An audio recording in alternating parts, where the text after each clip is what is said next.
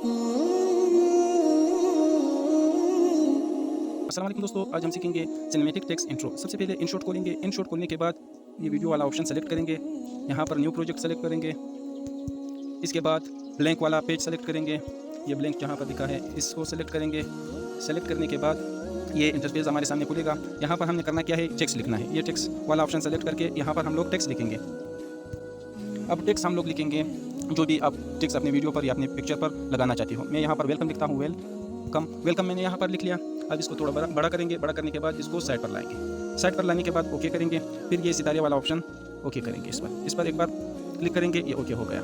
Okay होने के बाद इसको आगे करेंगे, स्क्रॉल करेंगे इस तरफ। स्क्रॉल करने के बाद यहाँ पर लाने के बाद इसको दरमियान पर करेंगे अपने टेक्स्ट को और थोड़ा सा बड़ा करेंगे। थोड़ा सा दरमियान पर किया और थोड़ा सा बड़ा किया। इसके बाद इसको फिर थोड़ा साइड पर ले जाएंगे। साइड पर ले जाने के बाद यहाँ तक एंड तक ले जाकर अब टेक्स्ट को फुल जूम करना है। जितना हो सके जूम करो। हम लोग ओ को जूम करेंगे। ओ तक हम लोगों ने जूम किया। यहाँ पर इस जगह पर जूम हो गया। अब इसको ओके करेंगे। ये टिक वाला निशान लगाकर ये ओके हो जाएगा। अब एक दफ़ा इसको प्ले करते हैं। देखो इस तरह आपको नजर आएगा। अब इसको सेव करें।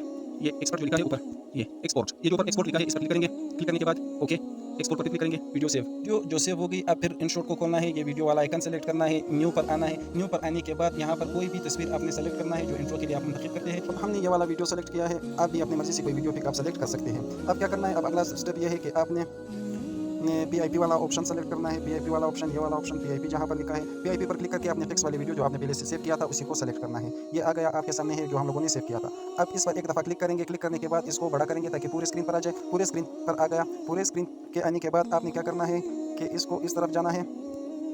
यहाँ पर स्क्रॉल करना है। स्क्रॉल करने के बाद ये जो ऑप्शन आपको नज़र आ रहा है ब्लेंड, ये ब्लेंड वाले ऑप्शन पर क्लिक करना है। ब्लेंड ऑप्शन पर क्लिक करने के बाद आपको मुख्तलिफ किस्म के फ़िल्टर नज़र आएंगे। यहाँ पर कोई भी फ़िल्टर आप मुंतखब कर सकते हो, जैसे ये मुख्तलिफ किस्म के जो भी आपको पसंद आ जाए। मैं यहाँ पर ये वाला मुंतखब करता हूँ, ये डार्क मल्टीप्लाई वाला। तो यहाँ पर ओके किया। ओके करने के बाद आपकी वीडियो रेडी हो।